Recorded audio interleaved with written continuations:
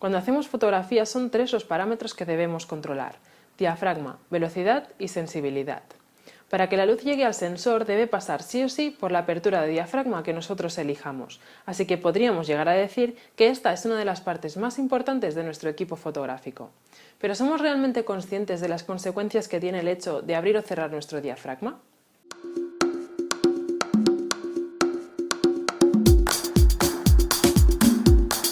La principal consecuencia de abrir diafragma es el cambio en la profundidad de campo.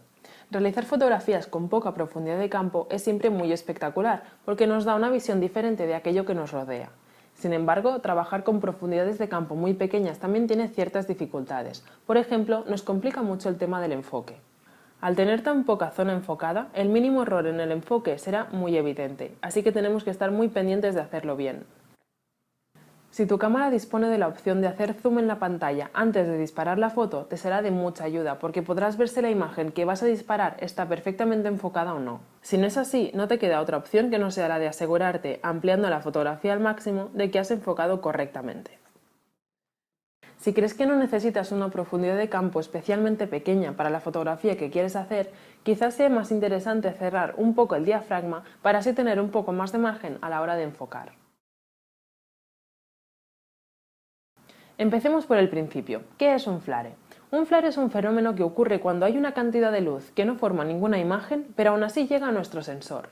Se trata de una luz parásita y muchas veces es incontrolable. Quizá con la explicación no ha quedado muy claro qué es un flare, pero estoy segura de que lo has visto en más de una ocasión.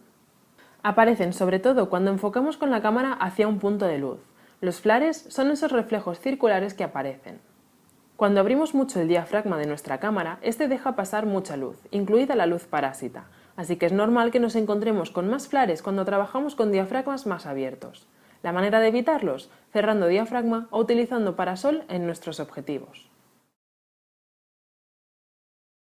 Usar el diafragma en cualquiera de sus extremos, tanto muy abierto como muy cerrado, hará que la nitidez de nuestras imágenes se resienta. La mejor manera de verlo es con un ejemplo. El diafragma máximo de mi objetivo es f1.8 y el mínimo f16. Si comparamos las imágenes veremos que la nitidez de estas varía muchísimo en función del diafragma utilizado.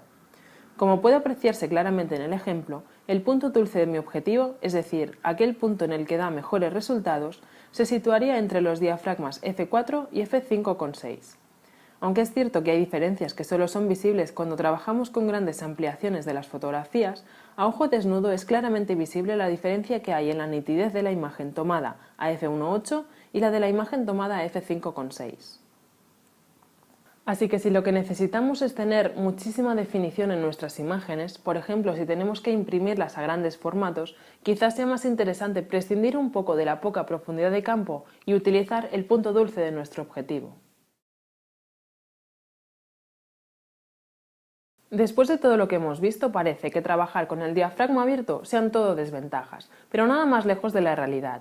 De hecho, habrá muchas situaciones en las que tengamos que trabajar sí o sí con el diafragma abierto.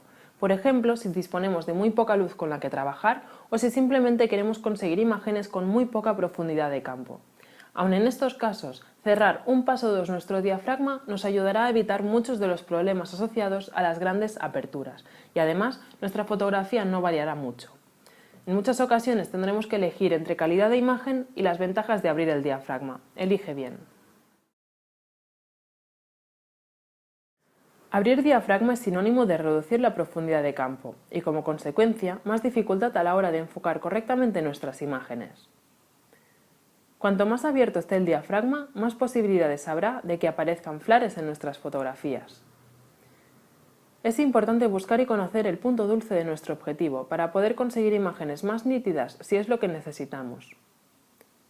Aun con todo esto, abrir el diafragma nos aporta algunas ventajas de las que, en algunas situaciones, no podremos prescindir. En estos casos, cerrar un paso o dos nuestro diafragma puede ayudarnos a ganar calidad de imagen en nuestras fotografías.